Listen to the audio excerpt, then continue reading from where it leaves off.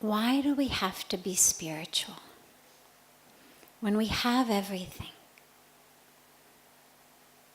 Why do we have to also be spiritual? What's the point?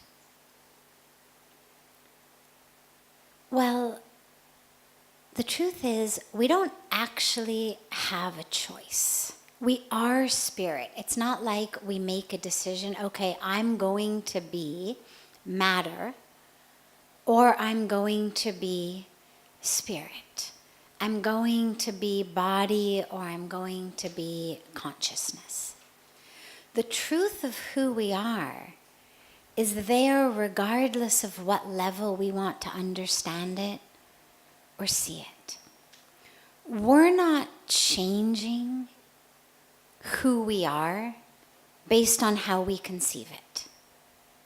What all of the greatest sages and saints and rishis and enlightened masters of all of the world's traditions remind us over and over again in different ways is we're consciousness, we're spirit.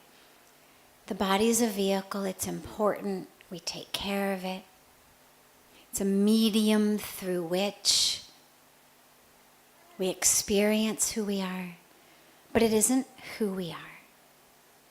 So when we talk about why be spiritual, in a way, it's an interesting question, because if you say, well, I'm not spiritual, it doesn't change the nature of who you are. You still are spirit and consciousness, regardless of whether you're aware of that or not.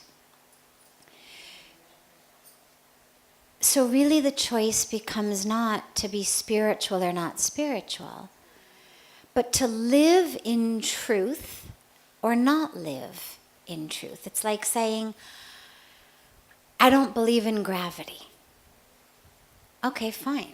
You don't have to believe in gravity. Nobody's gonna, hold your hand to a fire and make you say you believe in gravity. But not believing in gravity doesn't make it not exist. Not believing in gravity isn't going to help you when you walk off a building and you plummet to the ground. The law of gravity is a law of nature. It works, it's true whether you believe in it or not. Gravity doesn't care whether you believe in it. And in the same way, the nature of who you are doesn't change based on how clear you are about what it is. It's not like you become the physical body just because that's what you identify as, or that you become all of that which is not self just because you've decided that's who you are. So we're spiritual because living in truth is important to us. We're spiritual because we want to have the clearest understanding and awareness of ourselves. It's all we've got. So when the questioner says, when we have everything else, why do I need to be spiritual? The question in return is, if you don't have truth, what do you have? If you don't have truth, what's the point? If we say we don't believe in gravity, it limits very, very, very severely the freedom that we have to live. Because if I don't abide by or believe in the basic laws of nature, well, very soon I'm going to find myself severely injured or dead Or if I need to prevent that, I've got to lock myself up in a room. Make sure I don't walk off any buildings, make sure I don't jump too high. In the same way,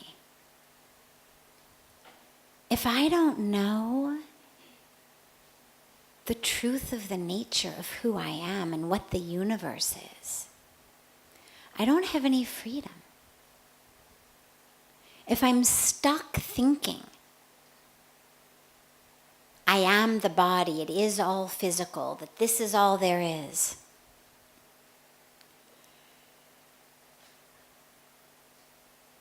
I don't have the freedom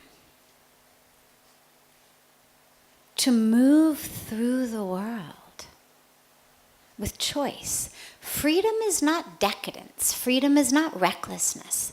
Freedom is actually making choices and decisions for us, not based on what someone else says or culture says or society says.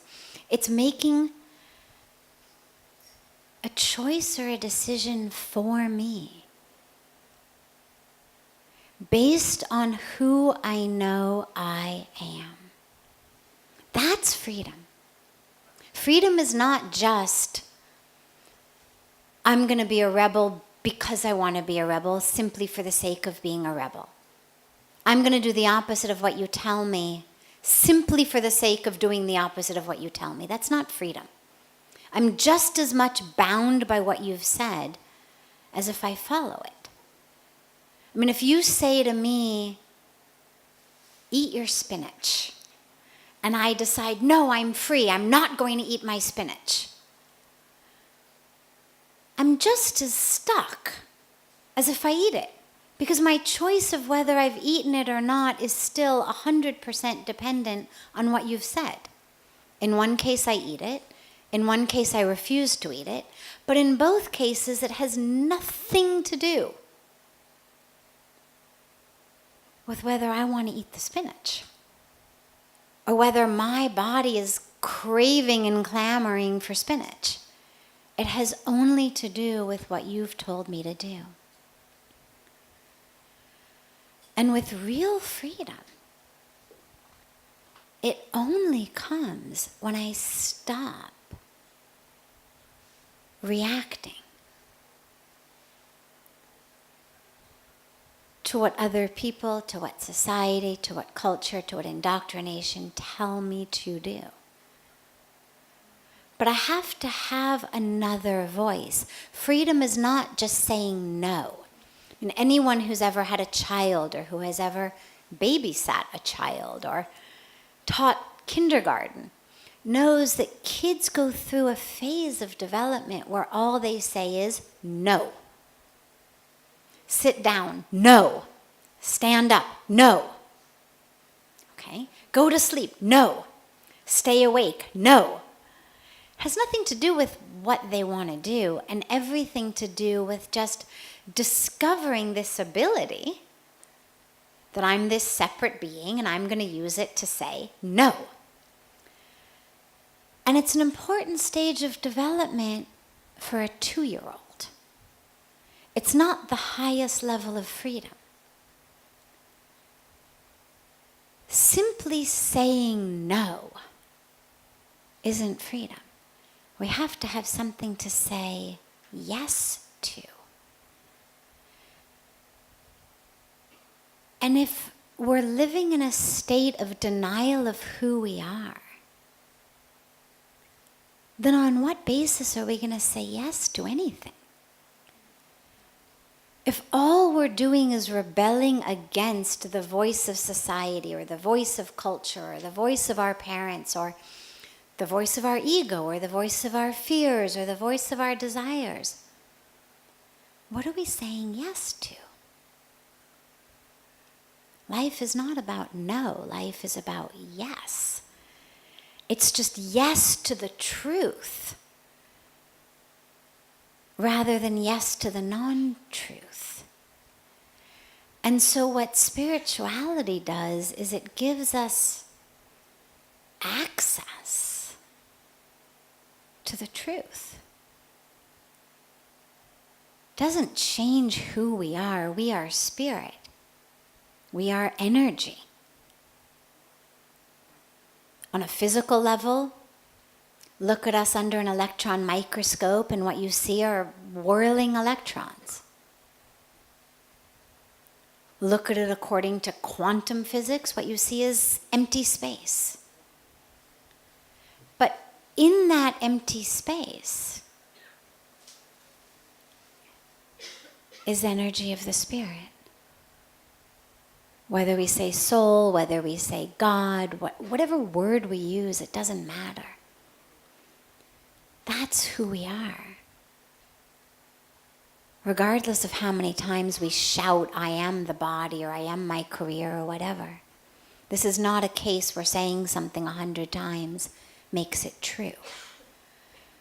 So the point of a spiritual life is simply, it's true. It's like saying, well, what's the benefit of believing in gravity? Just to live your life in alignment with what's true. Being spiritual is living our lives in alignment with what's true. And that's why we're spiritual. The last piece to mention about this, though, on the other side, is, interestingly, science has recently done a lot of study about the actual benefit of spirituality. And what we now know, if living in alignment with truth isn't important enough to you, or isn't enough of a convincing argument for doing something, what we now know from scientific research is it actually makes you a lot healthier and keeps you alive a lot longer. They've done all sorts of studies at places like Duke and places like Dartmouth of just the role that faith, that religion, that believing in God plays in people's health. I won't go into all the studies, but I'll just give you one. Duke University did a study where they watched people for 20 years. And they measured everything from what they ate to how much they exercised, to whether they smoked, to whether they drink, to all of the different variables. And at the end of the study, they actually found something that they weren't even looking for. It was not a study about religion. It was not a study about faith. It was a study about lifestyle choices and how they impact our health and longevity. And what they found was that holding everything else constant, whether you smoke, whether you drink, whether you exercise, how you eat, holding all of that constant, people who regularly attended a place of worship, church, synagogue, mosque, gurdwara, mandir, it didn't matter, were 25% less likely to die of any cause during the course of these 20 years than people who didn't. Now, this was something that actually baffled the researchers because, of course, in the beginning they thought, well, it must just be that in our places of worship we're saying things like, don't smoke, don't drink, eat healthy food, take care of yourself, the body's a temple. But when they held all of that constant, they found that the impact was still there. Simply attending a place of worship. Belonging didn't count. Paying your membership dues and never going didn't work. You had to actually show up. And it also wasn't the community element, because then they thought, well, let's look at book groups, let's look at tennis clubs, let's look at, all sorts of other social engagements. That offers its own benefit. But separate from all of the other benefits was just the benefit of being connected to our faith, to a spirituality, to religion, in a way that was strong enough that it actually made us show up. So that's another benefit. Should health and longevity appeal to you as more or as much or more than living the truth? It's another benefit to spirituality. It's another reason to live a spiritual life.